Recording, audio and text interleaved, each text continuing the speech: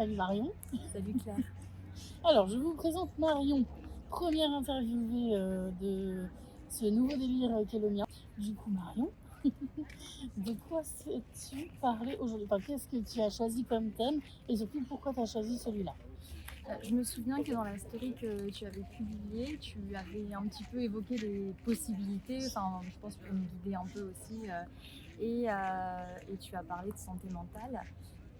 Et moi ça m'intéressait parce que il y a un sujet que je connais très bien qui est celui du trouble anxieux, puisque je vis avec un trouble anxieux depuis de très très nombreuses années.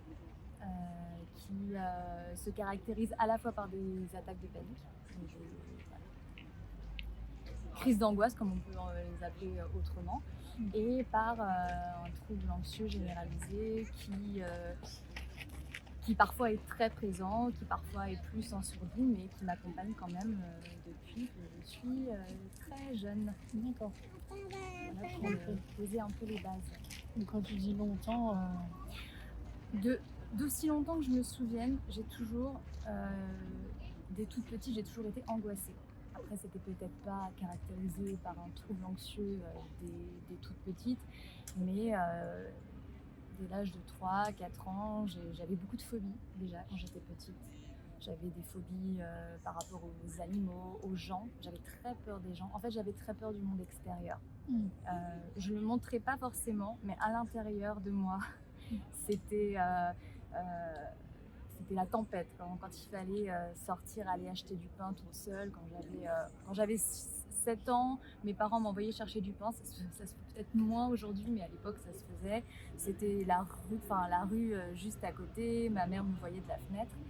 Et je me souviens que pour moi, j'étais terrorisée. J'y allais parce que c'était comme ça, et puis parce que je pense que je voulais montrer que j'étais courageuse, mais j'avais très très peur. Donc j'ai toujours eu un peu peur du monde extérieur, peur des gens, peur des bruits, peur du noir. Pas peur du noir comme un enfant qui a peur qu'un loup sorte du placard, quoique c'était certainement le cas, mais une angoisse très forte. Et je pense qu'avec les années, n'ayant pas été vraiment traitée, ça s'est accentué, et arrivé à l'adolescence, c'est là où j'ai commencé à avoir vraiment des crises de panique, des crises d'angoisse. Est-ce que tu veux que je décrive comment ça se passe, une crise d'angoisse? t'inquiète pas, on va en parler parce que c'est clair qu'il faut qu'on explique un peu ce que c'est que le trouble Ouais. anxieux, qu'est-ce que tu entends par crise d'angoisse, trouble anxieux généralisé, tout ça, on va en parler. Mais il y a déjà pas mal de trucs qui ressortent dans ce que tu dis. Déjà, bon, tu peux dire ton âge, enfin, sauf si tu Oui, veux pas. j'ai 36 ans. Ouais. Voilà, donc moi je la rejoins bientôt. Bienvenue Et au club. c'est ça, je vais bientôt avoir 36 aussi. Et en fait, à notre époque, enfin quand on était petite, parce que tu disais que t'as pas été prise en charge vraiment, quoi. Bah, j'ai l'impression, après, ne peux pas généraliser justement, mais que on n'est pas de la génération où il fallait aller chez le psy, quoi.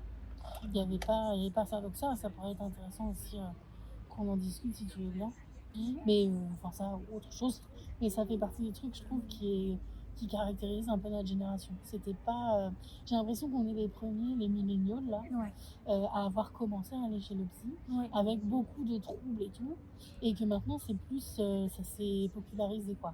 Ouais. Et tant mieux, hein, mais Complètement. Je pense que ça s'est un peu démocratisé.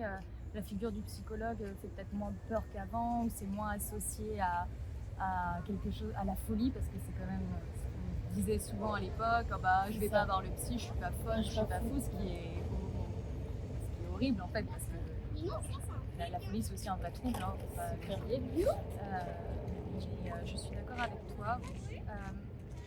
Je pense que il me semble que j'ai été en voir des psychologues, mais pas pour traiter ce genre de choses.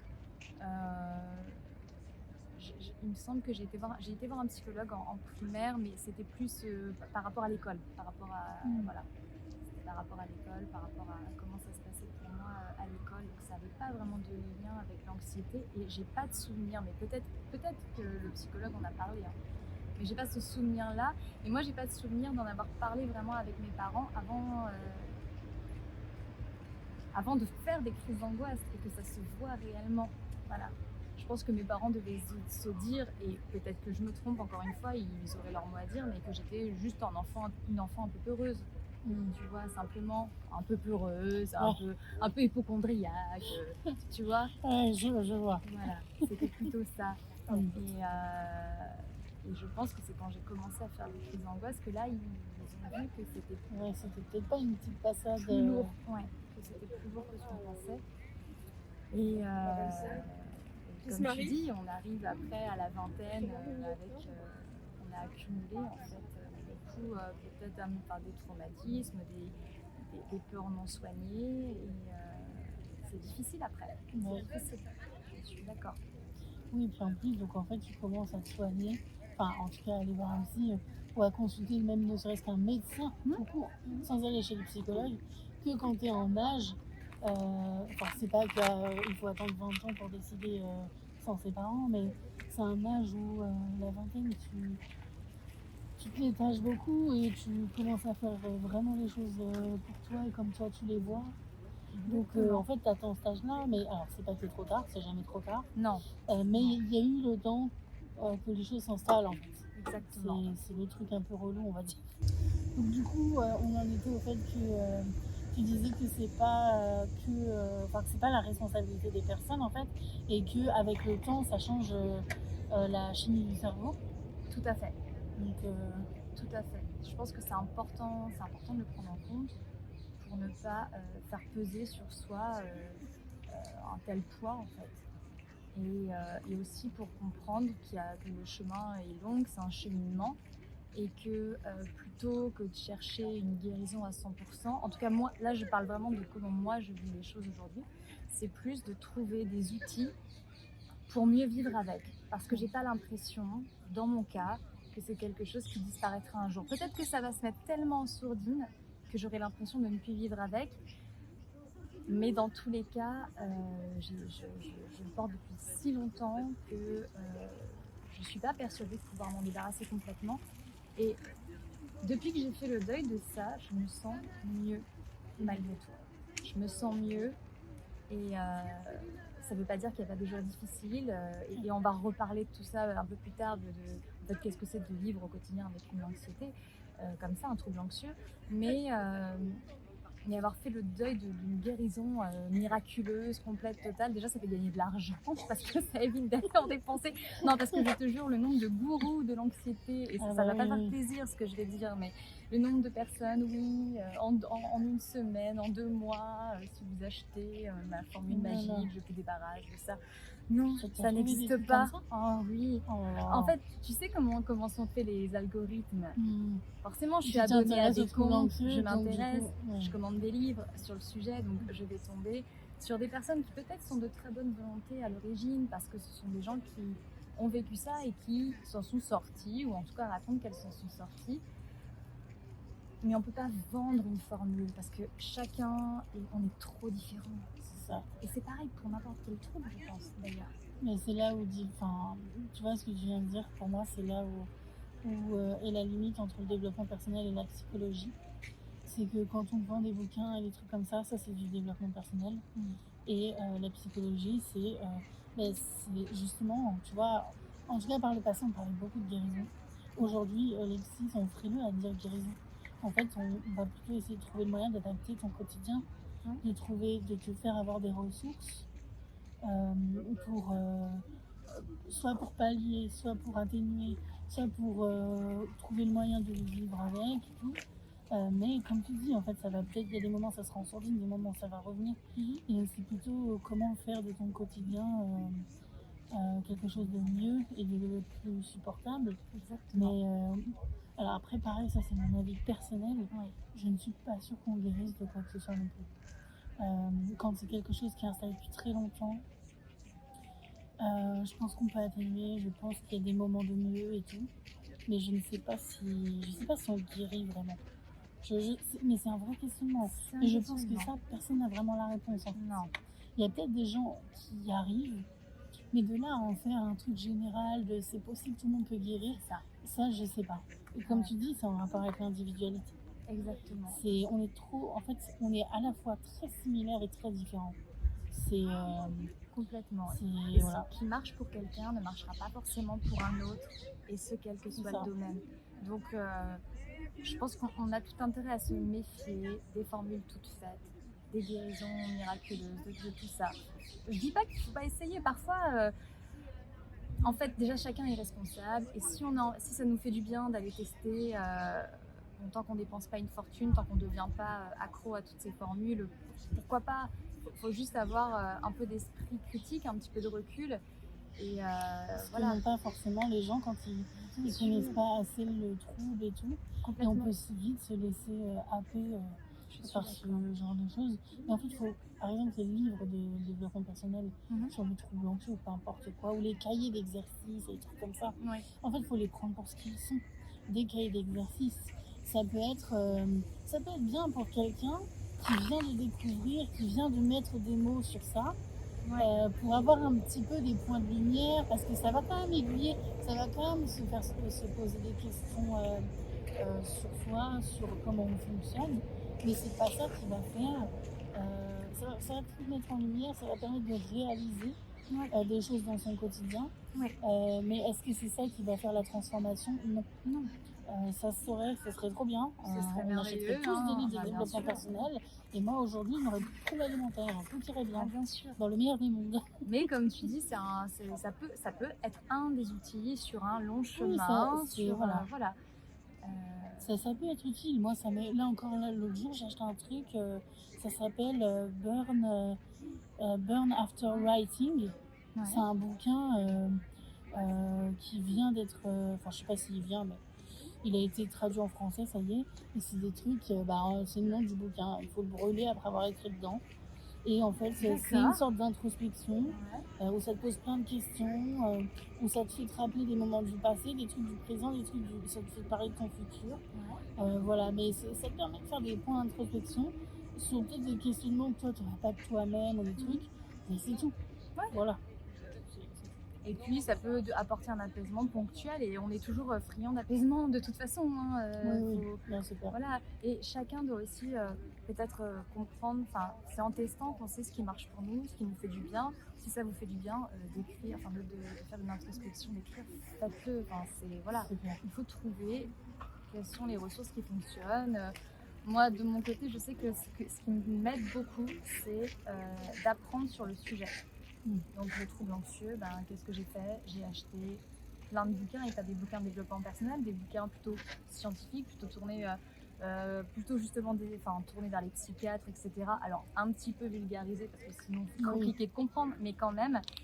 Et sur le fonctionnement du cerveau, j'ai acheté un bouquin aussi un peu en neurosciences, parce que je voulais comprendre. Et le fait de comprendre ce qui se passait, déjà, comme je le disais tout à l'heure, ça fait déculpabiliser. Ouais. Et c'est pas juste j'ai un problème, je suis anxieuse, c'est moi qui je fais suer tout le monde avec mon anxiété, mes crises d'angoisse, etc. Non, c'est plus profond.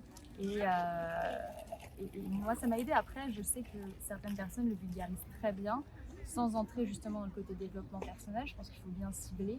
Et voilà, l'un n'empêche pas l'autre non plus. Mais c'est ma manière, voilà, très personnelle de m'aider sur ce chemin-là, en fait.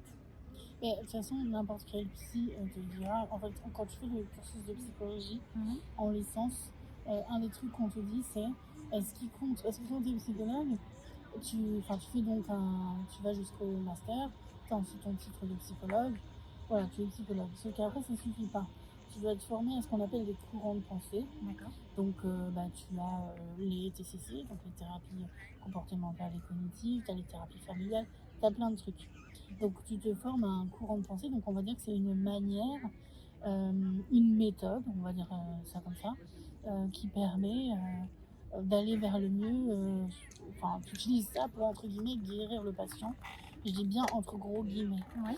En fait, le psy te dira, en fait, la thérapie, c'est je donne des nombres au pif, mais c'est genre 10% le psy que tu vois, parce que le rapport que tu as avec la personne en face compte, 10% le courant de pensée de la personne, parce qu'il y a avec le temps, on voit qu'il y a des troubles qui réagissent mieux en fonction de certaines méthodologies. Et après, le reste, c'est le patient. C'est comment il s'investit, et pas que ça.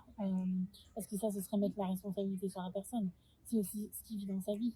Il peut tomber les merdes au quotidien, enfin bref, voilà. Son passé, j'imagine. Voilà, il y a plein de choses qui rentrent en compte. Mais en fait, ce qu'on nous apprend, c'est ce qui compte, c'est pas le courant de pensée, c'est ce qui fonctionne pour le patient. Donc, parce que, tu vois, on pourrait très vite tomber dans le je suis psy, je fais des TCC, c'est les TCC qu'il faut faire. Il n'y a aucun qui fera ça de toute façon. Si on voit que ça ne fonctionne pas sur toi, ou machin, on va t'aiguiller ailleurs. Ce qui compte, c'est que toi, tu trouves qu'est-ce qui te parle et qu'est-ce qui te fait bouger. Qu'est-ce qui fait que tu vas te transformer. C'est ça qui est important en fait. C'est très bien dit. C'est très bien dit, ouais. C'est exactement ça. C'est être un minimum humble, quoi. Et se dire que c'est pas parce que tu as fait des études et tout que c'est comme ça, que c'est réglé et que l'être humain n'est pas, une équation, quoi. Exactement. Je pense que c'est aussi comme ça, et d'ailleurs c'est un bon conseil, je pense que c'est comme ça qu'on reconnaît un bon professionnel. Un bon professionnel, c'est quelqu'un qui reste humble sur sa profession et sur ses compétences, qui est capable de te rediriger s'il voit qu'il ne peut pas s'occuper de toi. C'est quelqu'un qui ne va pas t'imposer de force une méthode en te disant que c'est la seule et l'unique, etc. Ça peut aider quand on cherche quelqu'un, de voir... et d'ailleurs, on parle des troubles anxieux, mais ça vaut dans tous les troubles, en fait, dans tous les troubles, dans tout ce qui est lié à la santé mentale, certainement les TCA aussi. Enfin, voilà, si on tombe sur quelqu'un qui est capable de se remettre en question, c'est un green flag, généralement. Voilà, c'est quand même un green flag. Non, mais c'est vrai. Voilà, et je parlais des gourous de la santé mentale. Pour moi, ce sont des personnes qui peuvent faire du mal et qui peuvent être très dangereuses. C'est ça. Très dangereuses et surtout qui se nourrissent de la détresse des gens. Parce que tout à l'heure, on disait ce qui peut nous faire plonger ou nous faire croire que telle ou telle méthode va marcher. Et j'ai de la peine à personne. Au tout début, moi aussi, j'étais comme ça. Je voyais quelque chose, je me disais mais c'est génial, cette personne, elle va me guérir, c'est trop bien. Mais c'est parce que j'étais dans un état de détresse totale et de manque total de confiance en moi, en mes capacités, aussi en mes ressources internes. Et donc on est là, on est dans une détresse. Et bien sûr que la première personne qui va débarquer avec une solution magique, on a envie de lui sauter dans les bras. Alors que le psychologue qui va te dire, alors ça va être long, c'est un long chemin, etc. On n'a pas envie de l'entendre sur le moment. Il y a une petite photo que j'aime bien, c'est un petit dessin où tu vois il y a une queue, comme une file d'attente.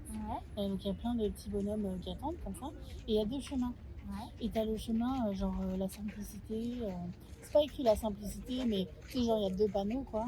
Et il y a le chemin où c'est écrit méthode tout de suite, tu vois, voilà. Et puis après t'as l'autre méthode où c'est un long chemin et tu vois que le chemin il fait ça comme ça, et tu vois les bonhommes qui empruntent ce chemin avec des bouquins, mais il y en a très peu qui l'empruntent. Et surtout tu comprends tout de suite que ça va prendre vraiment longtemps. Et en fait c'est ça, c'est-à-dire que les trucs qu'on te vend, qui vont fonctionner sur le coup, ça va pas fonctionner. Donc ça va être un pansement. Bien sûr. En fait, il n'y a pas de méthode miracle. C'est du travail sur le long terme. C'est le travail d'une vie. Exactement. C'est le travail d'une vie. Et je pense que, je sais pas si tu es d'accord avec moi, c'est ce que je disais un peu plus tôt, le fait d'en avoir conscience et de l'avoir accepté, c'est déjà un pas énorme, je trouve. Je trouve que déjà ça apaise un peu. Enfin, moi en tout cas, ça a été mon ressenti. C'est voilà, quand tu as réussi à comprendre vraiment ça, tu es moins en lutte. Tu es un peu moins en lutte. En tout cas, moins souvent peut-être. Et quand on arrête de lutter, ça fait du bien, quoi. Ça fait du bien. Parce que... Je vois ce que tu veux dire. Ouais. C'est vrai. Et puis parfois on est dans la lutte même inconsciemment. C'est-à-dire qu'on a l'impression qu'on ne l'est plus, mais en fait on l'est quand même. Le lâcher prise, c'est pas évident. C'est hyper dur. Mais du coup, on a oublié de. Est-ce que tu veux bien me dire? Mais oui. C'est que pour toi est un trouble anxieux. Bien sûr. Non mais c'est important. C'est ça. C'est important. Il y a plus, je sais. Enfin, ce que je vais dire, c'est ce qu'on m'a appris, ce que j'ai lu, mais je suis pas médecin, je suis pas experte. On n'est pas psy, je suis pas professionnelle. C'est une discussion entre deux personnes. Mais Voilà, si les gens veulent des vraies infos, surtout c'est renseignez-vous, ça. demandez à votre médecin. Et Enfin, demander les bonnes, enfin chercher des bonnes sources surtout, exactement. pas Google, juste Google comme ça. Non. C'est important de chercher les études, mais pas les études pareilles sur les sites de pseudo-santé là. Ouais. Ouais, Bref, ouais, faut faire des vraies recherches quoi. exactement. Et pas sur les forums où chacun dit ce qu'il a envie de dire. C'est ça. Oui, mais moi je l'ai Bah, expérimenté, bien donc c'est sûr, comme donc ça que ça ça marche. fonctionne. Bah, C'est seulement. voilà, ce serait trop facile. Les troubles anxieux, ce que je peux dire sur les troubles anxieux, c'est qu'il y a plusieurs types de troubles anxieux. On y retrouve le trouble panique, qui me concerne, le trouble anxieux généralisé. On y retrouve les troubles obsessionnels compulsifs, la phobie, et il doit y en avoir d'autres, mais je les ai oubliés. Voilà, c'est pas grave, je sais qu'il y a plusieurs, accompagnés ou non de comorbidités. Voilà. Le trouble panique, c'est un trouble qui se caractérise par des crises d'angoisse, par des crises de panique. Je peux décrire comment ça peut se passer, en tout cas, une crise de panique. C'est le corps qui se met dans une situation d'alerte, de stress intense.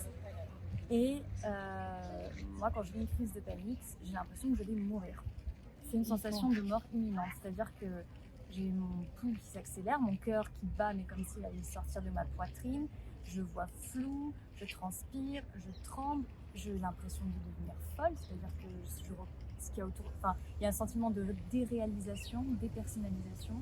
On peut soit ne plus se reconnaître, soit ne plus vraiment reconnaître. Alors ça dure très peu de temps, hein, mais ce qu'il y a autour de nous.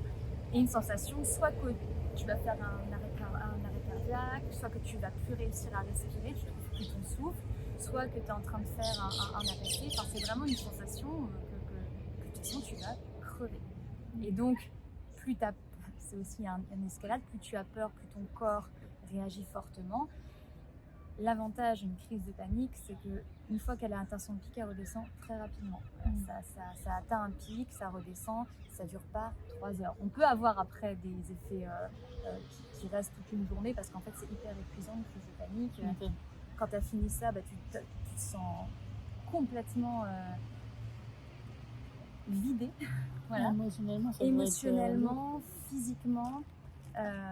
Et plus moi maintenant, avec l'habitude, plus j'ai lutté pour ne pas qu'elle vienne, plus la crise est forte et plus elle est dure à vivre pour moi. Il y a des techniques, on peut faire des techniques de respiration, de méditation. Bon, par expérience, quand elle est bien installée, faut la laisser, enfin moi en tout cas, faut la laisser venir comme une vague.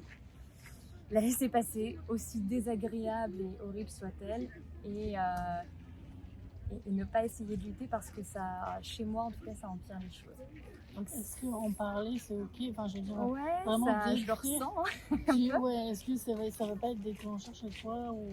Plus maintenant, mais ça l'aurait été forcément à une époque. D'accord. Ça l'aurait été à une époque, il suffisait que j'y pense pour en faire une. D'accord. C'était devenu un petit peu... Là, la chance que j'ai aujourd'hui, c'est que quand même elles sont moins fréquentes, et surtout, je ne les appréhende plus. Il y a eu un temps dans ma vie où ça devenait handicapant, c'est-à-dire que j'avais peur de sortir, de faire une crise d'angoisse. J'avais peur d'être dans une file d'attente, de faire une crise d'angoisse, d'être dans le métro, d'être à un rendez-vous.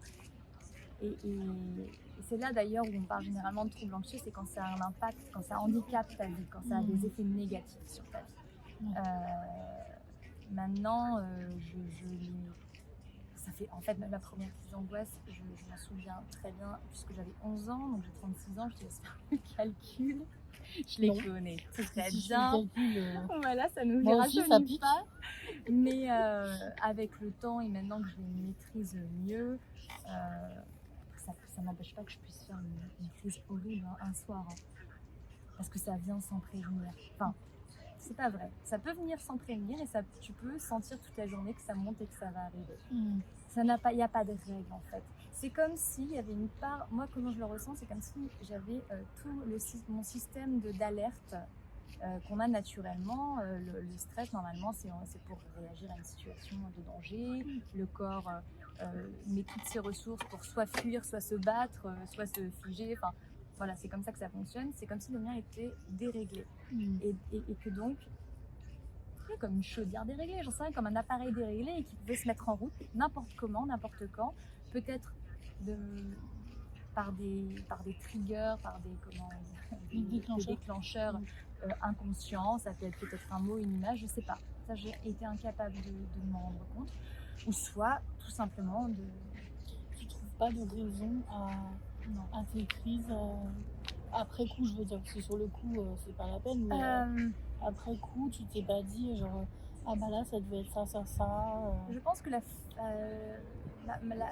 santé du moment joue, c'est-à-dire la fatigue, est-ce que je suis dans une période de stress au travail ou des choses, pas forcément des gros stress, mais je sais que si je suis dans une période de fatigue où je dors mal, où je mange moins bien, peut-être si je m'alimente pas bien, ou je bois moins, ou que si mon corps est pas optimal, ça peut être plus fréquent. En revanche, si un film très stressant, Ah oui, genre les films d'horreur, c'est. c'est pas possible. Ah ouais, Ah non, c'est je chaud. sais même pas. Ah Ouais, ouais, non. c'est chaud. Non, mais putain, déjà, je pourrais pas, j'aime trop les films d'horreur. attends, tu vas rire, avec mon copain, on regardait un James Bond. James Bond, quoi. Ah ouais, mais Un il peut y soir où avoir des j'étais pas moments, très genre, bien. comment ils appellent ça, les scares là. C'est ça. Donc les trucs de Ouais. surprise. Ah, d'un mais moi, coup. je suis partie, je pouvais pas le finir. Ah ouais. Alors, en Ouais. fait, c'est pas tout le temps. Parfois, je peux regarder un film Pas regarder les films d'action. mais il y a certains trucs où, ouais, c'est compliqué. D'accord. Et ça. Non, mais tu vois, c'est intéressant parce que c'est des trucs qu'on ne penserait pas. Encore un film d'horreur, oui, Oui. tu peux te dire, ok, il y a vraiment de la peur là-dedans, mais un film d'action. Un des film trucs où comme ça. quelqu'un étouffe, c'est pas possible pour moi. Ah oui, d'accord. Ah ouais. Ou alors où quelqu'un se fait étrangler par derrière, ou quand ça touche à la respiration, je peux pas. Ça, c'est pour moi, c'est un gros déclencheur. Maintenant, tu vois, sur le moment, je ne pensais pas, mais maintenant qu'on en parle, je suis capable de dire que ça, un film ou un reportage où quelqu'un a une maladie très grave, alors ça, généralement, ça peut aussi déclencher. Donc en fait, enfin, je ne veux pas faire de la psychologie de bas étage, mais ça me fait, comme ça, instinctivement, ça fait penser à c'est tout ce qui rappelle à la mort, en fait. Voilà. Bien sûr, c'est très lié à la mort. Je pense qu'il y a une peur de la mort sous-jacente. De toute façon, c'est un sujet complexe, la mort. Je vais en parler beaucoup. Ça fait peur, en fait. Ça fait extrêmement peur. Ne parle pas des trucs qui pourraient te déclencher. Non, mais je veux pas te. Je veux surtout pas te mettre dans un état difficile. Non, ça va aller. C'est pas ça le but. va aller. Parce que là, je me sens safe aussi, je pense. Je suis dans un endroit safe. Et le deuxième qui me concerne, qui est différent, mais est tout aussi désagréable à vivre, c'est le trouble anxieux généralisé. Généralement, on parle de trouble anxieux généralisé quand c'est une anxiété qui handicape au quotidien, qui au quotidien est difficile à vivre, qui concerne au moins 2 sujets différents. Il me semble, ça peut être par exemple, tu es anxieuse par rapport à ton travail et par rapport à ta santé, ou tu es anxieuse par rapport à ta famille, par rapport à l'écologie. Non, mais je dis au hasard. Oui, ça peut être n'importe sujet, quoi, ouais. et qui dure depuis plus de 6 mois. Et ça, ce sont des sensations qui sont différentes de la crise d'angoisse parce que c'est plus sourd, mais ça va être passer la journée entière à s'inquiéter, passer la journée entière à ressasser des choses ou à s'inquiéter, à avoir une boule au ventre, à avoir peur d'un danger imminent, peur que quelque chose de grave arrive, ou soit en train d'arriver, ou soit déjà arrivé. Et ça peut ne pas se voir. Moi, je pense qu'il y a beaucoup de personnes que je connais, alors pas mes proches, mes très proches me connaissent très bien, mais beaucoup de personnes que je connais qui sont au travail, qui ne sauront jamais, s'ils me regardent, bonjour, c'est pas grave, je le cache pas, je m'en fiche, mais que je vis avec ça, parce que c'est un autre sujet encore, mais on développe quand même, je pense, une sacrée capacité d'adaptation pour cacher, pour ne pas montrer. Et généralement, du coup, le soir, on craque. Mais c'est ça, tu vois. Tu qu'on vit comprends dans cette société où on masque. Complètement. Et en fait, après, on craque et on se demande pourquoi. Mais c'est normal, on a masqué tout le temps. On a masqué. Mais en même temps, c'est difficile de ne pas masquer, puisque dès que tu fais le moindre écart à la norme, tu es regardé comme si. Enfin voilà quoi. T'imagines arriver à dire à ton employeur que tu as un trouble anxieux, par exemple, on t'embauche pas, on te garde pas. Enfin, peut-être certains, mais je pense que pour beaucoup, ce serait pas bien vu parce que c'est pas bien compris. Après, une personne qui est anxieuse au travail, alors après, je suis pas patron, je sais pas quoi, mais il y a le côté, du coup, la personne, elle aura envie de bien faire. C'est vrai. Tu vois. Ouais. Je pense que ça vient avec un certain perfectionnisme aussi, cette anxiété. Ça te fait rire. Non, je ne me Tu reconnais te pas du reconnais. tout. On n'a dit pas de psychologie de comptoir, Non, mais non, quand non, même, on n'a pas du tout. tu coches des cases. Ouais, non, mais bon, Ouais, c'est compliqué, c'est sûr. c'est compliqué. Mais voilà, après le message quand même d'espoir, c'est que on peut vraiment les périodes de calme existent, les périodes de sérénité existent. Ça ne nous empêche pas d'être heureux. Moi, je suis heureuse dans ma vie. Je peux le dire, je suis heureuse. Il y a plein de belles choses qui m'arrivent. Je pense que cette anxiété, elle a aussi développé une grande sensibilité qui peut être un sacré atout dans beaucoup de cas de la vie de tous les jours. Je pense que ça développe aussi de l'empathie parce que quand on est très à l'écoute de ses sensations et qu'on vit dans des moments un peu sombres, on est aussi à l'écoute de ce qui peut arriver aux autres. Peut-être pas à tout le monde, mais voilà, Oui. je pense que ça peut, Un minimum, peut ouais. aider.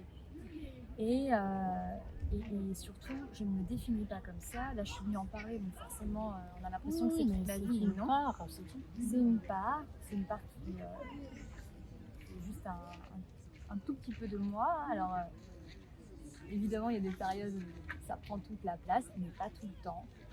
Moi, j'ai une amie, ma meilleure amie, qui a quand même pas mal étudié ce genre de choses et je trouve qu'elle a une image qui est pas mal. Elle me dit c'est un peu comme ton chien, un chien qui sent mauvais, qui vient te voir, qui vient t'embêter et elle me dit plus tu es en lutte et plus il vient te voir et plus il te saute dessus.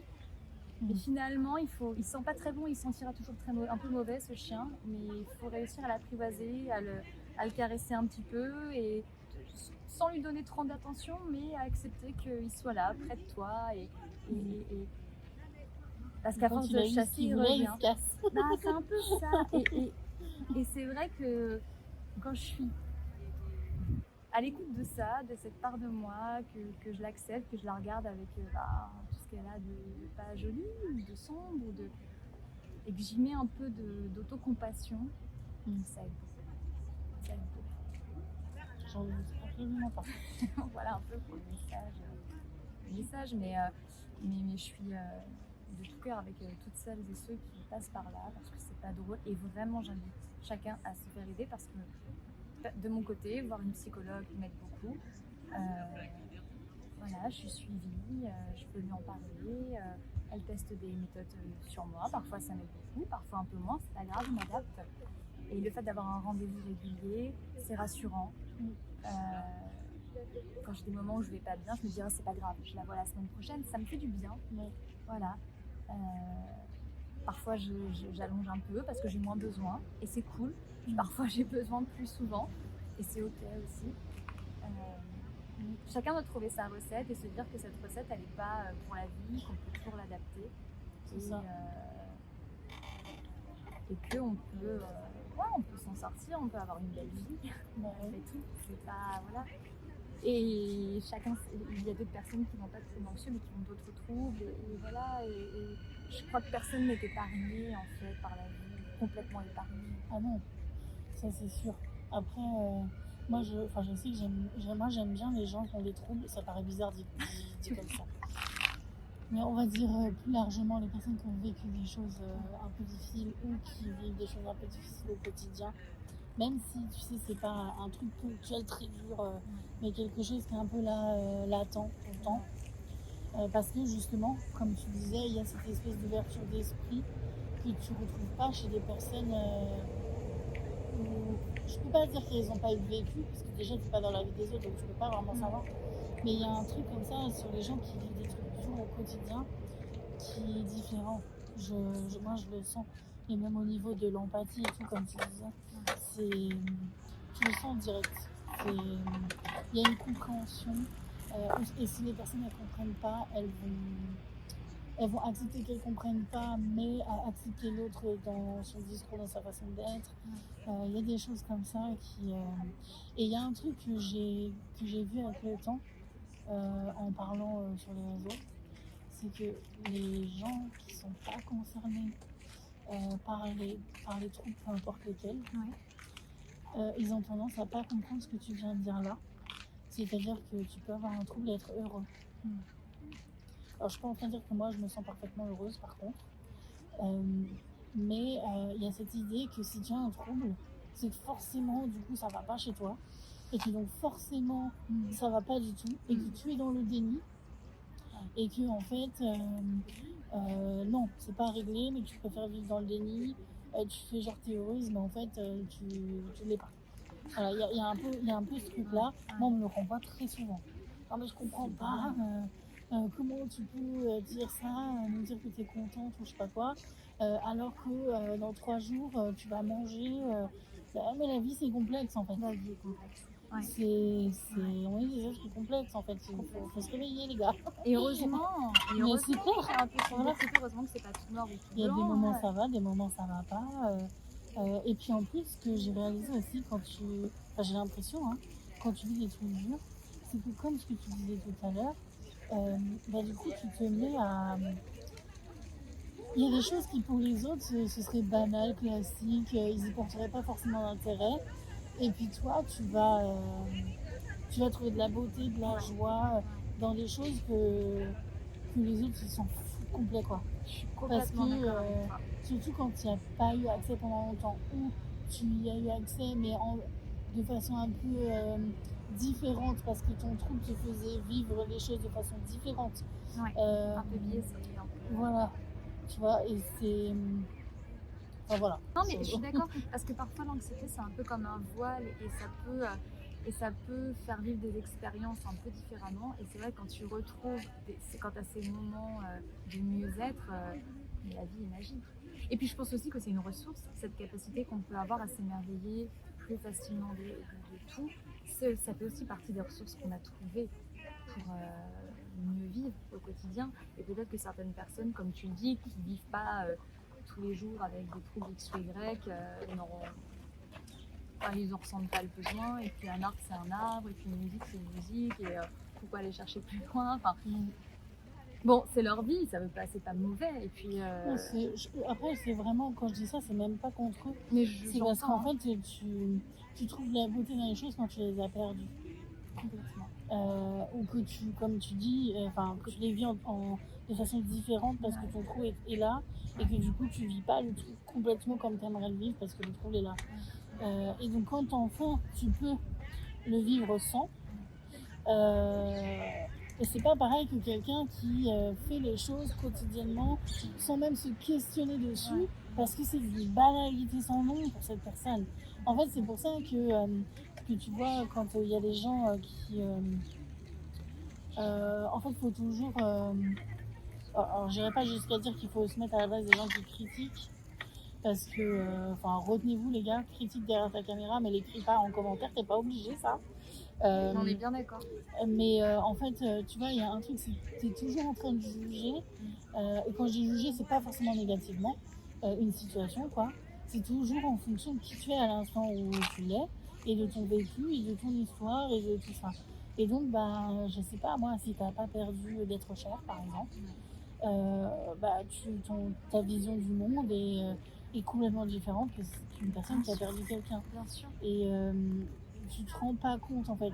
Là, moi l'exemple que j'aime bien, c'est une personne qui fait du 46 en pantalon, ou une personne qui fait du 56 en pantalon, ou une personne qui fait du 66 en pantalon. Toutes les trois personnes vont avoir peuvent se sentir mal en essayant ce pantalon et en étant dans le dénigrement. Oui. Ça veut pas dire qu'elles vont l'être, mais ça peut exister quoi. Et en fait, les trois vont peut-être probablement se dénigrer à la même hauteur. C'est juste que la personne qui est dans le pantalon 66, elle rêverait de retourner dans celui du 46. Et la personne qui est dans le 46, elle a du mal à entendre qu'on puisse trouver ça génialissime d'être dans un pantalon qui fait du 46. Donc c'est difficile pour la personne de 66 d'entendre l'autre dire c'est horrible, parce que c'est pas horrible par rapport à ce qu'elle vit. Voilà, bien sûr. C'est ça. Sauf que la personne qui, elle, n'a jamais fait 66 ne peut pas se rendre compte. C'est impossible. Et c'est la complication, elle est là aussi. De faire comprendre aux gens ta réalité. Exactement. Et pourquoi ce qu'ils vivent, oui, c'est sûrement dur pour eux à leur propre échelle, mais en fait, ça va. Ouais. Mais c'est difficile à faire Je suis d'accord avec toi, c'est difficile. Et après, c'est aussi une éducation enfin, chacun, D'écouter l'autre. d'être capable d'écouter, d'être capable de comprendre. C'est vrai que. Et puis aussi d'être capable peut-être de faire attention à la manière dont on s'exprime quand on ne sait pas ce que vit la personne. Mais c'est dur, hein, c'est super dur. Tout ça, c'est des relations surtout humaines. Une personne qui fait des garanties à l'autre, il y en a une, aucun Mais bien souci. sûr. L'autre, ça va se détester, Bien l'autre, sûr. ça va être neutre, l'autre, ça... Je sais Et pas. on ne peut pas savoir à l'avance, et on faut surtout pas supposer quoi que ce soit d'ailleurs, parce Oui. qu'on peut avoir aussi ce biais de se dire bon bah elle fait telle taille, forcément elle ne s'aime pas, ce qui est complètement faux. Grave. Moi, je sais profondément que je m'apprécie bien plus que des personnes minces que j'ai connues. Dans certains tafs que j'ai eu par le passé, plusieurs différents, j'ai connu des nanas où je me disais mais c'est fou, enfin, elles rentrent dans les critères de beauté classique de la société, et moi je me sens mieux dans ma peau que cette meuf-là. C'est ouf, enfin, donc ça ne veut rien dire. Ça ne veut rien. Ça fait partie des questions que j'avais envie de te poser, tu vois. Est-ce que tu trouves pour toi qu'il y a un avantage à avoir ce trouble? Alors, dit comme ça, je sais que ça fait bizarre. Non, en fait, non, c'est pas bizarre. Je pense, alors là, je vais faire double réponse. Je pense que oui, parce que sinon je l'aurais pas. Parce que je sais que généralement, le cerveau crée quelque chose parce que ça lui semble être un avantage. Enfin, tu vois ce que je veux dire? Je pense que si mon cerveau, mon corps, s'ils m'ont amené à avoir cette anxiété, à avoir ces trucs anxieux, c'est que ça doit m'apporter en tout cas ça m'apporte un truc pour eux. Je sais pas si c'est bien exprimé, mais un avantage dont je n'ai pas conscience. Voilà, ça c'est ma première réponse. Je pense qu'il doit y avoir des avantages inconscients, des bénéfices inconscients à cette anxiété, que peut-être un jour je trouverai avec ma psy, c'est possible, en discutant, bah oui, quand tu étais petite, être anxieuse, ça te permettait, je dis n'importe quoi, hein, d'avoir tes parents qui s'occupent de toi. C'est peut-être pas ça, mais tu vois ce que je veux dire, il y a peut-être que j'ai développé ça à une époque, après ça c'est resté, etc. Mais peut-être que ça s'est développé pour une raison précise qui m'apportait un avantage, un bénéfice. Ça mis de côté, au niveau conscient, ça a fait qui je suis aujourd'hui, et donc j'ai pas de regrets parce que tous les moments difficiles par lesquels je suis passée, et il y a eu ça, mais bon, il y en a eu d'autres parce que les troubles anxieux viennent avec des comorbidités aussi. Et donc forcément, j'ai eu le droit à ces comorbidités, et on en parlera peut-être un autre jour. Mais tout ça, ce sont des choses qui m'ont construite. Et là, je parle pas des traumas que j'ai vécu, parce que les traumas, je pense que ça construit pas forcément et que même ça détruit. Mais par contre, ces troubles-là et le fait de cheminer avec, d'apprendre sur ça, d'apprendre plus sur moi, oui, ça fait la personne que je suis aujourd'hui et peut-être la vie que j'ai aujourd'hui. Et je ne voudrais pas revenir en arrière. Alors la seule chose que j'aimerais pour l'avenir, c'est avoir de plus en plus de moments de sérénité, de plus en plus de moments de pause, parce qu'ils arrivent, quand ils sont là, c'est trop bien, c'est trop bien. Donc j'aimerais que ces moments soient de plus en plus longs, de plus en plus importants, parce que c'est chouette. Mais en même temps, j'ai pas de regrets. Voilà, j'ai vécu tout ça. Et peut-être que si j'avais pas vécu ça, j'aurais pas fait autant d'introspection, que je me connaîtrais pas autant. Je pense que j'ai une sacrée bonne connaissance de moi-même, et ça aide dans ma vie de tous les jours. Après, quand je parlais davantage sur ta première partie de réponse, c'était pas la question, c'était pas le but d'induire ce genre de choses-là, parce que je sais que ça, moi j'ai eu affaire à plusieurs psys dans ma vie, et il y en a certains qui ont ce truc de mais si tu fais ça, il y a ce truc de en fait t'as besoin d'attention, ou t'as besoin, c'est ta manière d'exister. Moi j'y crois pas. Moi je ne crois pas à ça. Je suis désolée, mais c'est beaucoup trop lourd au quotidien pour qu'on puisse vouloir profondément vivre ça en permanence. Pour moi, c'est des pensées de gens qui n'ont rien vécu, justement. C'est des pensées de personnes qui n'ont pas connu ça dans leur corps, dans leur âme, dans leur veine, qui ne savent pas ce que c'est que de traverser un trouble au quotidien. Je sais pas d'où ils ont sorti ça, hein, encore. Mais non, moi je crois pas du tout à ce truc d'attention. Ça te porte de l'attention, oui, mais malgré toi. Oui, puis c'est pas de C'est-à-dire l'attention que positive en plus. c'est ça. C'est que bah, oui, moi de l'attention j'en ai, hein. Mais de haters, de machin, j'ai pas besoin de ça. Hein. T'as pas, c'est pas ce que tu as envie, bien sûr. Exactement. Ou même Non, je suis de d'accord tes avec parents toi. qui s'inquiètent un peu trop, les gens autour de toi qui vont te prendre en pitié. Non, C'est pas... qui va chercher ça, tu vois? Non, je suis d'accord avec toi. Moi, je comprends pas ce côté. Et j'ai l'impression que c'est des gens qui ont pas encore compris comment dire, que bah non, c'est pas voulu en fait, et que c'est beaucoup plus complexe que ça. Enfin bref, là Non, non, je bifurque Je encore. suis d'accord Mais avec je voulais toi. expliquer que c'était pas ça que je cherchais Oui. à te à faire. induire. Ouais, non. Non, ce que j'ai voulu dire, c'est que peut-être que le déclencheur a été un moment où il a fallu que je me défende. Je sais pas en fait, mais j'imagine que la première crise d'angoisse, le premier stress, la première angoisse, ça a été en réaction à quelque chose, peut-être pour me protéger. Je ne sais pas. C'est ça que j'ai voulu dire. Non. Parce que ça aussi, ça m'a souvent énervée. Alors là, ça y est. Bah t'as le droit, hein. On digresse.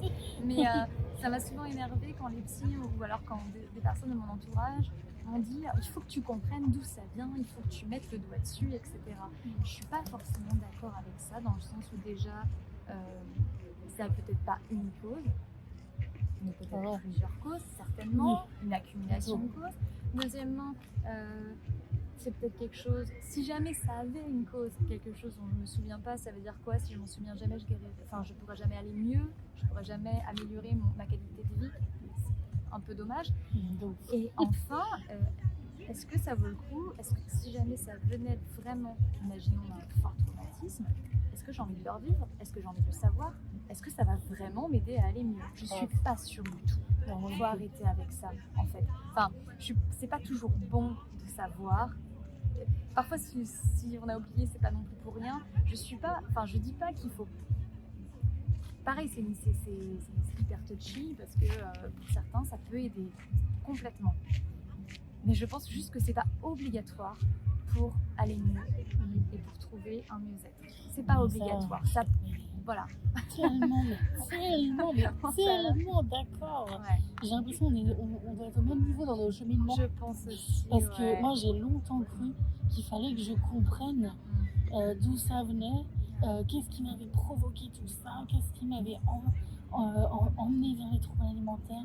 Est-ce qu'il n'y avait pas eu des traumas que j'ai oubliés ou justement je suis encore aujourd'hui pas consciente. Il y a plein de trucs comme ça. Et en fait, alors, avec toutes ces années de thérapie, parce que moi j'y suis depuis des années, j'ai compris plein de choses. Il y a eu plein de cheminements internes. Il y a plein de. J'ai compris plein de choses sur le pourquoi. Ouais. Ça n'a rien changé. Voilà. Rien changé du On tout. est d'accord. Maintenant, juste je comprends, Ouais. je me vois faire, mais je peux pas m'en empêcher. C'est encore Non, mais du coup, ça prouve bien que C'est encore pas... pire. Voilà, mais ça prouve bien. Bah, après, c'est pas pire. Ça peut être bien aussi d'avoir une part de compréhension, Oui. mais c'est pas fort. Moi aussi, je suis d'accord avec ça. Je pense que c'est plutôt un entre-deux. Ouais. Ça peut être bien d'apprendre des trucs quand même, Oui. pour au moins savoir ce qui déclenche, tu Bien vois. sûr. Mais il y a une part du mental, il y a une part de comportement en fait Complètement dans le d'accord quotidien. avec toi. Et oui, le comportement, moi c'est la phase suivante personnellement qu'il faut que je travaille. Mais ouais, la compréhension c'est cool, mais c'est pas ça qui te. Ça fait pas tout. Et Non. surtout, c'est pas indispensable. Je pense que c'est ce qu'il faut se dire. C'est à la limite, si ça te fait du bien, si quelqu'un a besoin d'aller chercher, il faut y aller. En fait, il faut s'écouter. Ah, j'ai besoin, j'ai envie de Oui, comprendre. on peut avoir Pourquoi envie. pas, en fait. Mais Oui. ne pas s'auto-flageller parce qu'on n'arrive pas à trouver, ça. ne pas penser qu'on arrivera. On peut faire sans. On peut c'est faire clair. sans. Oui, parce qu'en fait, ton trouble, il est aussi là aujourd'hui, dans ta manière dont tu te comportes aujourd'hui. Bien sûr. Et donc, c'est sur tes comportements actuels qu'il faut travailler, pas Parce forcément. qu'il a évolué avec toi. en C'est fait. ça. Et ça, c'est pareil quand tu vois les raisons. Moi, je sais qu'avec le temps, et c'est pour ça que c'est ça qui me montre personnellement. Après, pareil, on est tous différents. Ouais. Mais personnellement, c'est ça qui me montre que c'est pas la compréhension qui fait que ça va changer, c'est que les raisons pour lesquelles moi j'ai mon trouble aujourd'hui sont complètement différentes de quand j'étais adolescente. D'accord. Ce qui me faisait manger quand j'étais adolescente, aujourd'hui, mais vraiment, c'est plus du tout la même chose. En fait, ça s'est déplacé, c'est des autres types de problèmes, mais ça me fait quand même manger. C'est là où tu vois, la compréhension c'est cool, mais après, pareil, pour moi, chacun son truc. Oui, non, mais bien Mais, sûr. mais tu voilà, vois je suis que ça a d'accord avec évolué. toi. Je suis d'accord avec toi. Encore une fois, on n'est pas ici, on parle juste entre nous. C'est nos expériences. Et, mais voilà, et chacun. Et puis peut-être que pour en arriver là, il a fallu, toi, à un moment donné, tu as eu envie de trouver. Moi, je sais que j'y ai pensé aussi. Ouais, moi, Donc, j'ai eu envie de trouver. Moi, voilà. j'avais besoin Et il faut... de comprendre. J'avais Mais oui. cette intuition qu'il y avait quelque chose qui faisait que, et qu'il fallait que je comprenne.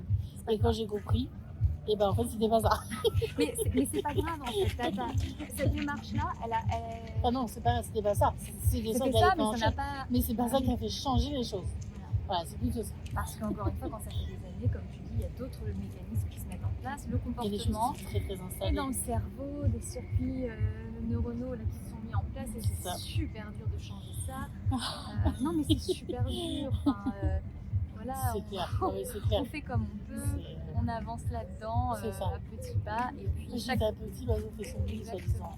J'aime bien cette expression. Et chaque progrès, on peut le célébrer, il faut être fier de soi. Je pense que vraiment dans le cas des troubles dans la santé mentale, l'autocompassion, c'est hyper important, c'est hyper dur à pratiquer. Mais c'est important. Moi, généralement, je me dis, qu'est-ce que tu dirais à ta meilleure amie ? Tu lui dirais pas, oh là, t'es nul, tu fais encore une crise, arrête. C'est toujours mieux avec les autres qu'avec soi. Bien sûr. C'est ouf. Bien sûr. Et si tu te dis, attends, qu'est-ce que je dirais là à mon amie, à celle que j'adore, ou à telle personne de ma famille ? Bah oui, tu lui dirais, tu serais rassurante, tu serais bienveillante. Si on peut un peu se donner de ça, je pense que c'est un grand pas et que ça aide à mieux vivre de manière générale. Mais oui, ça peut. En fait, on est aussi des warriors, quoi, quand même. C'est un calvaire aussi. Il en faut pour traverser ce monde difficile. C'est pas toujours fait sur mesure pour nous. Ben non, finalement, quand t'as un truc, c'est toi qui t'adaptes. Ouais, exactement. Donc, mais et du coup, alors, est-ce qu'il y a des choses dans ton quotidien, quand ton trouble il a été le plus fort par rapport à aujourd'hui? C'était comment quand c'était au plus fort? C'est comment aujourd'hui? Comment tu vois les choses? Alors quand c'était au plus fort, c'est pas très drôle, hein, mais quand c'était au plus fort, j'étais sous anxiolytique, ce qui est plus du tout le cas.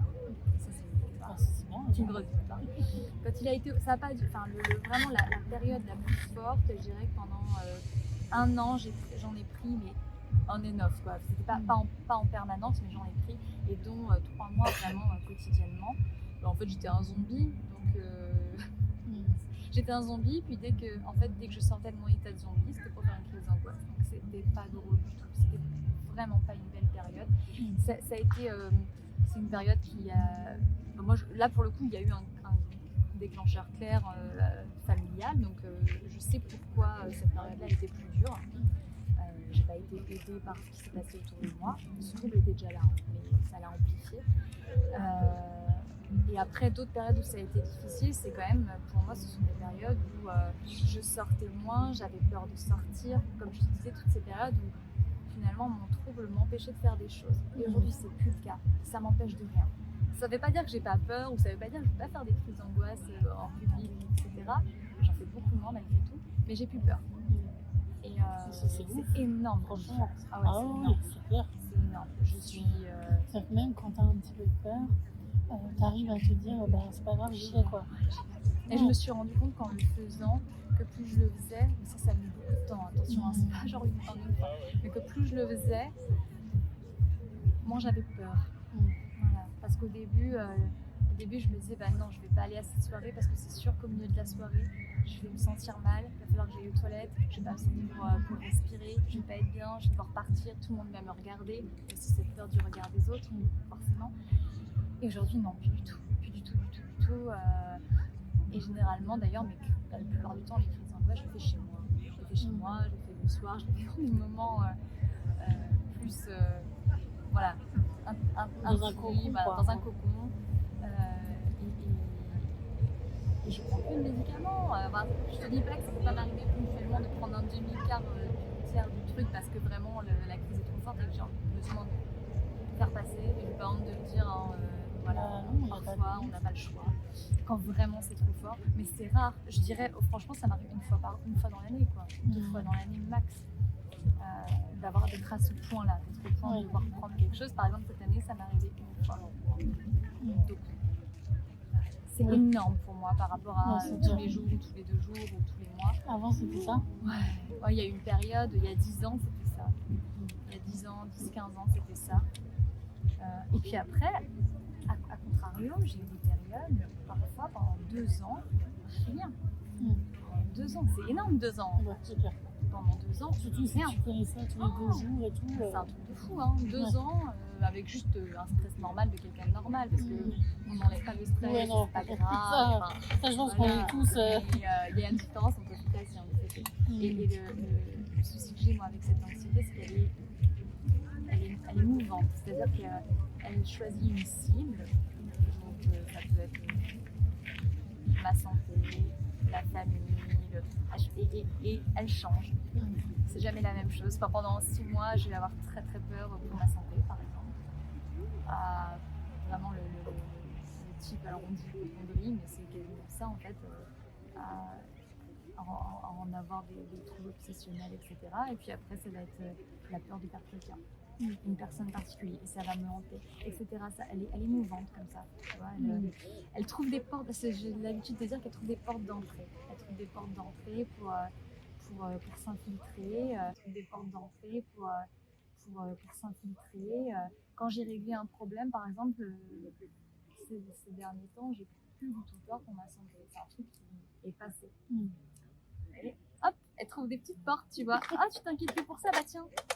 Et si maintenant? Voilà. Et encore une fois, c'est pas de la simple inquiétude. Voilà, c'est ça. Et ça devient, en fait, une inquiétude, c'est pas grave, c'est quand ça devient une obsession. Et que ça physiquement, parce que moi c'est ça aussi, c'est que mon anxiété, je la sens physiquement. Période anxieuse, je peux perdre 3 kilos, tu vois, quand une période vraiment difficile, mais de stress, quoi. Et j'ai pas à me sentir bien. Tu vois, ça peut aller jusque-là, dans les périodes les plus intenses. Perdre d'appétit, enfin, tu vois, ça peut aller jusque les troubles physiques très handicapants. Mais quand même, ça va mieux, quand même. Ça va mieux. Ouais. Pas tout simple, ça va mieux. Là, c'est environ une fois par an. Une fois par an à prendre un médicament. Ouais. Mais je fais quand même des crises. Donc, c'est évidemment, attention. Une vraie crise d'angoisse, j'en ai au moins une fois par mois quand même. Mais c'est pas rien par rapport à avant. Ouais. C'est rien. Mais c'est ça qu'il faut regarder. C'est rien. Enfin, c'est rien. C'est ça qui est important. C'est à quel point ça. Parce que pareil, les gens ils disent genre, ah ouais, mais t'as une crise d'angoisse par mois, c'est beaucoup. Mais en fait, quand tu regardes tout le cheminement que t'as eu, quand on faisait tous les jours, plusieurs par jour, c'est rien. C'est clair. En fait, quitte à troquer l'un pour l'autre, je prends la crise d'angoisse une fois par mois. Tu as raison, c'est le progrès qu'il faut voir. C'est ça. Parce que tu veux comparer à toi-même, c'est ce qu'on dit. Et les autres, comment ils te voient, comment. Peu importe. De toute façon, les 3 quarts des gens ne comprennent pas. Ils n'arrivent pas à. Mais ce qui compte, c'est plutôt de voir toi. Comment tu étais avant. Si c'est pire, moins pire. Ok, qu'est-ce qui a fonctionné, pas fonctionné. Faire l'essai erreur en permanence sur soi-même. Je suis d'accord. De toute façon, comme tu dis, les autres ne comprendront pas. Leur avis n'est pas important. De toute façon. Même si ça peut. Même les gens très proches. Bien sûr. Parce que les gens, en plus, les gens très proches, ils te projettent tout dessus, quoi. Mais pareil, c'est pas méchant, c'est de l'inquiétude, c'est parce que t'es proche d'eux et qu'ils ont envie de meilleur pour toi. Et donc, ils peuvent être très très maladroits. Ils peuvent se dire, mais lâche prise, lâche prise. Ah, t'as raison, j'avais pas pensé. C'est tout, et pourtant c'est tout. Ah, c'était Il suffit ça la de lâcher solution. prise. Ne sois pas dans le mental quand on dit bah ouais, mais Mais qu'est-ce que tu veux que je fasse? et si tu arrêtais de penser Ouais. Ah, parfois on aimerait bien juste mettre pause. à faire pause? Ah, je te jure, ça serait Tu sais, arrêter tellement la mignonnette, bien. le petit vélo là. Mais tu t'avais jamais vu des vidéos comme ça?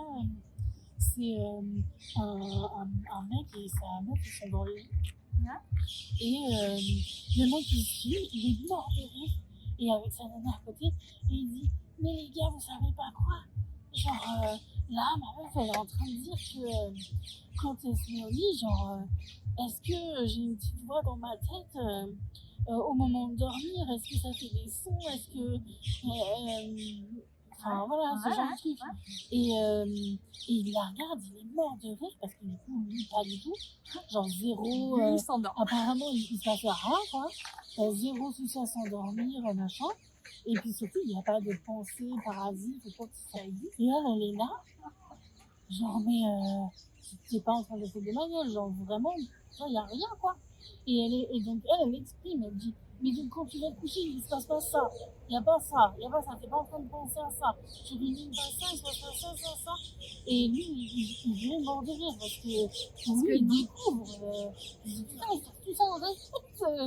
C'est ouf. Et ouais, c'est là où tu. Mais c'est bien s'ils peuvent en parler. C'est enfin, parce que, genre, on peut parler d'anxiété dans le cadre d'un couple. Parce que moi, je suis en couple avec quelqu'un qui a jamais eu de crise d'angoisse, qui n'a pas du tout le même type d'anxiété que moi. Et si je pouvais leur donner un conseil à ma hauteur, c'est hyper important de communiquer sur ça. Si on peut, si on se sent à l'aise, si on est suffisamment bien avec la personne, si elle est réceptive. Parce que c'est quand même une part importante de la vie. Et ça ne veut pas dire que la personne va comprendre. Elle n'est pas obligée de tout comprendre, de savoir exactement comment ça se juste passe. respecter, Être au courant. soutien. Et puis savoir communiquer ce dont on a besoin dans ces moments-là, parce qu'on est toutes et tous différents. Certaines personnes, ça va être moi, m'approche pas. voilà, laisse-moi dans mon monde, parce que ça empire. D'autres, ça va être moi, j'ai juste besoin de câlin. D'autres, ça va être. Oui, Voilà. il y en a la compression, ça les. Moi, ça m'aide par Ça exemple. les aide. Voilà, moi, ça m'aide beaucoup. Il faut le dire. Elles sont honte. Moi, je me souviens que dès le début de notre relation, je lui en avais parlé. Parce qu'en plus, quand on s'est rencontrés, j'étais dans une période d'anxiété assez forte à ce moment-là. Et je me suis dit, ça marche entre nous, ça matche bien, on est bien tous les deux. C'est un sujet important et je l'avais abordé vraiment assez naturellement. En fait. Je lui ai dit: écoute, j'aurais bien parlé de quelque chose, que ça fait partie de moi. Et, voilà, et j'avais été très soulagée par sa réaction, qu'elle était très ouverte en fait. Il m'avait dit clairement que lui, il connaissait pas ça. Il a d'autres manières d'être anxieux, mais de manière plus, en tout cas pas pathologique, tout simplement.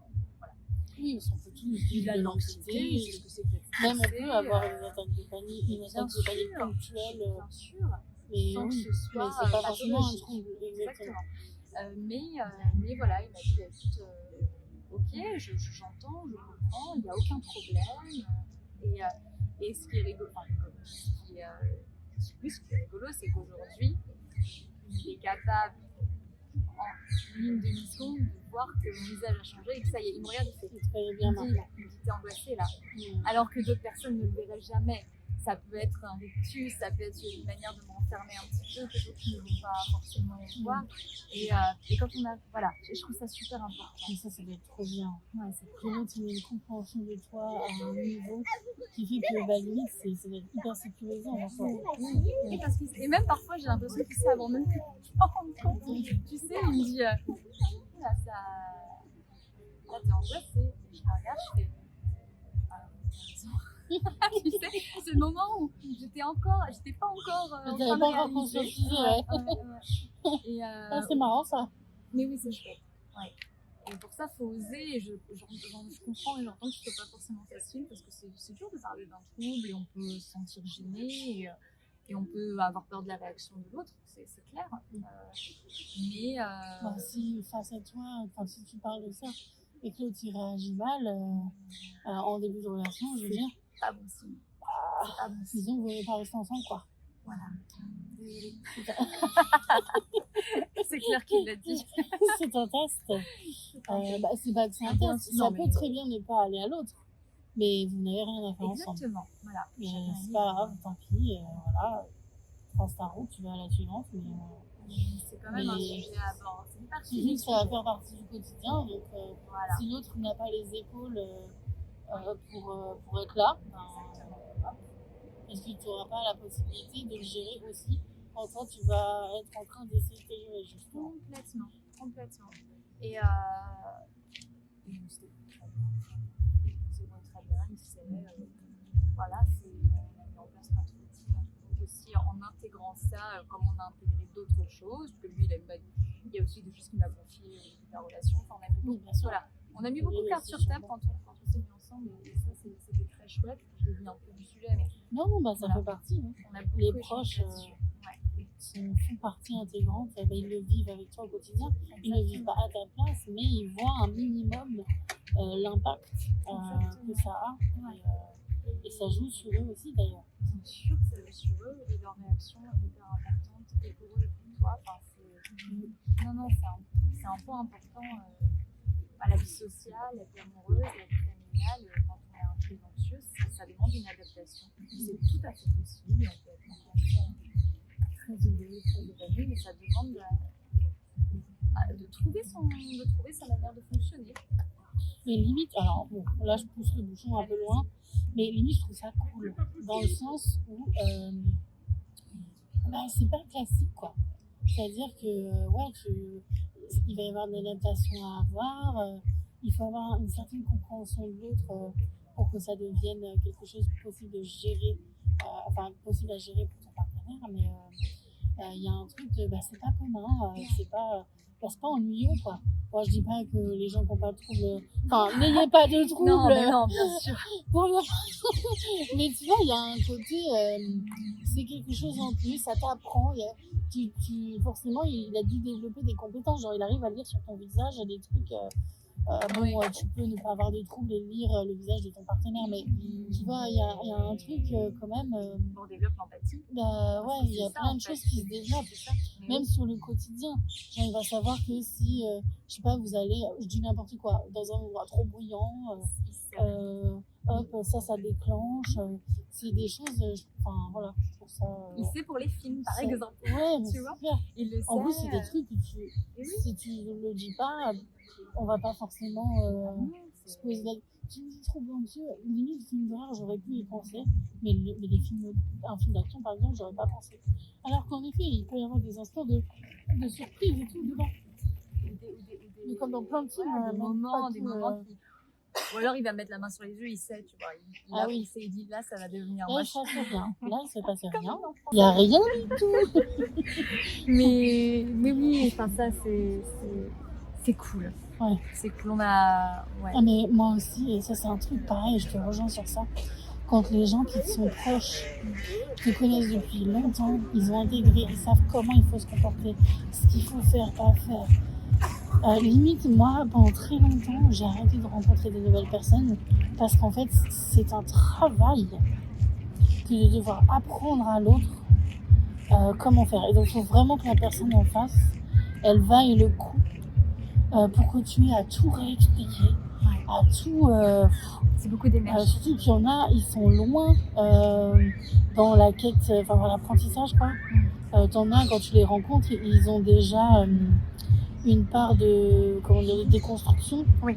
Ils ont déjà des connaissances et tout. Il y en a pas du tout. Là, tu sais que ça va être long. Donc, il faut vraiment que la personne en face, elle vaille le coup. Pour que tu te dises, bon, ok, oui.